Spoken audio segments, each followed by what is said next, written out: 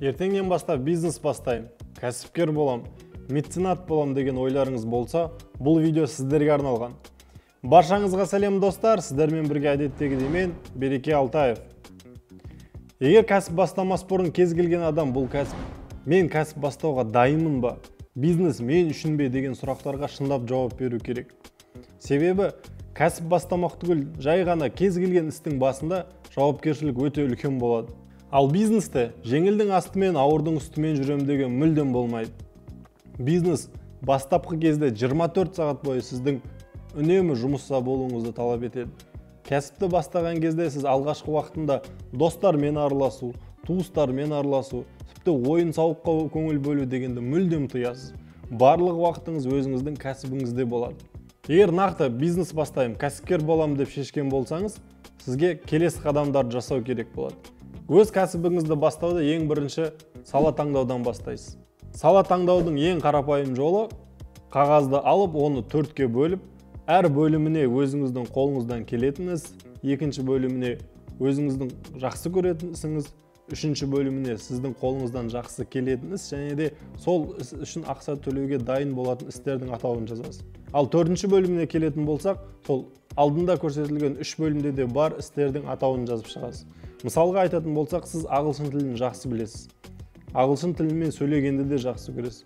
Ал сіз басқа адамдардың сол ағылшын тілін үйрену үшін ақша төлеуге дайын екенін білдіңіз делік. Яғни сіз басқаларға ағылшын тілін үйретуге дайынсыз. Ол үшін сіз ағылшын тілін үйрететін мектеп ашамын деп шешсеңіз болады.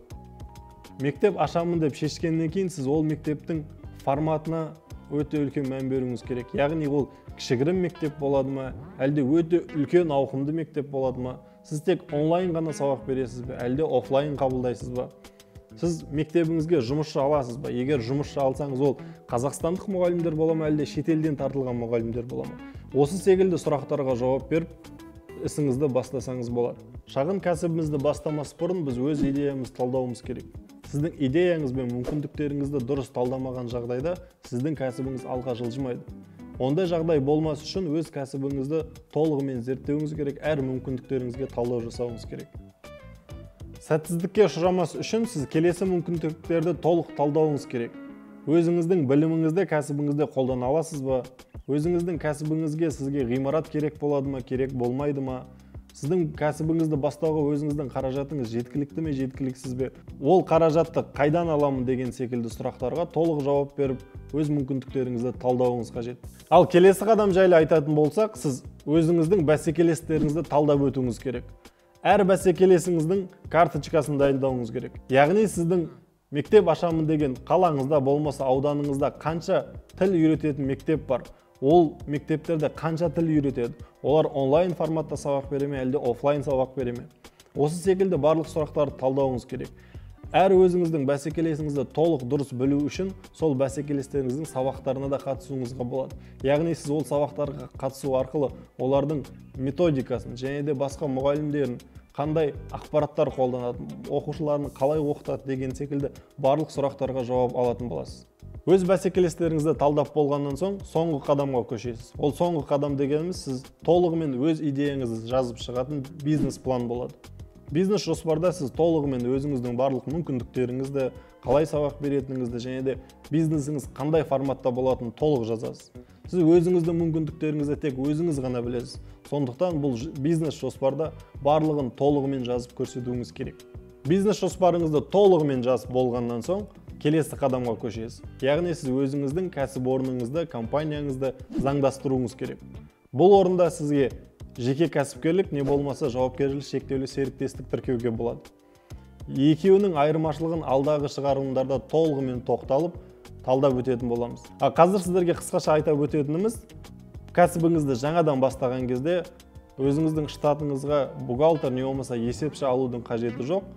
Қазіргі уақытта сол бухгалтерлік қызмет көрсететін компаниялар өте көп, солардың қызметіне жүгінсеңіз болады. Және де салық органдарына есептерін сол бухгалтерлік компаниялар арқылы тапсырып отырсаңыз болады. Сіз компанияңызды тіркеуді толық бітіру үшін сізге банктік есепшот пен мөр қажет болады. Компанияңызды толық тіркегеннен соң, сізге келесі қадам бюджет мәселесін қарастыру керек.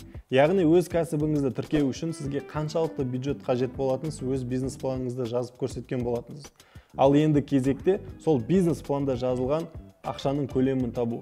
Яғни бұл қаражатты сіз өзіңіздің жинаған қаражатыңыздан алуыңыз мүмкін. Жақындарыңыздан, достарыңыздан, таныстарыңыздан қарыз алуыңыз мүмкін. Не болмаса қаражаты бар, сіздің кәсібіңізге салуға дайын болатын адамдардың арасынан инвестор табу керек болады. Көп кәсіпкерлер жаңадан бастаған кезде ешқандай қаражат таппағандықтан банктерден кредит алуға дайын болады.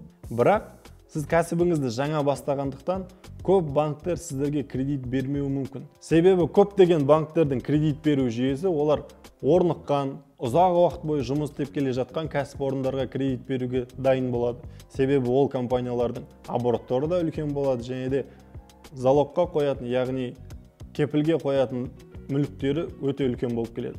Сізге бізден болатын кеңес: сіз кәсібіңізді жаңадан бастаған кәсіпкер ретінде Жусан банктың Жусан бизнес қосымшасы арқылы өзіңіздің кәсібіңізге 100 миллионға дейін 3 жыл көлемінде берілетін кредитті қарастырып көрсеңіз болады. Ол кредитті алудың жолы өте оңай. Жусан бизнес қосымшасына тіркелесіз, шотыңызды да сол жерден онлайн ашсаңыз болады және де кредитке онлайн заявка бересіз. Ешқайда барудан қажеті жоқ, барлығы бір қосымшаның ішінде 5 минуттың ішінде өз жауабыңызды ала аласыз.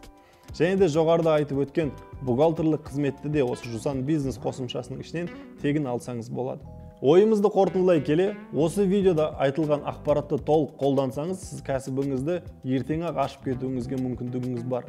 Яғни сіз күнделікті кәсібімді ашамын деген оймен ғана емес, сол кәсіпті қалай ашсам болады, қалай кәсібімді ары қарай дамытсам болады деген ойларды іс-әрекетке көшіруіңіз керек. Бұл видео сіздерге пайдалы болды деген сенімдеміз. Өз ойларыңызды комментарийға жазыңыздар. Ойларыңызда жүрген, жүзеге асырсам деп жүрген идеяларыңыз болса, оны да комментарийға жазып, достарыңызбен бөлісіңіз. Және де бұл видеоны жақындарыңызға, достарыңызға жіберіңіз. Алдағы видеоларды бірінші болып көру үшін арнамызға жазылып, қоңыраушаны басып қойыңыз. Сіздермен бірге болған мен Береке Алтаев. Келесі кездескенше күн жақсы, бай, қуатты болыңыздар.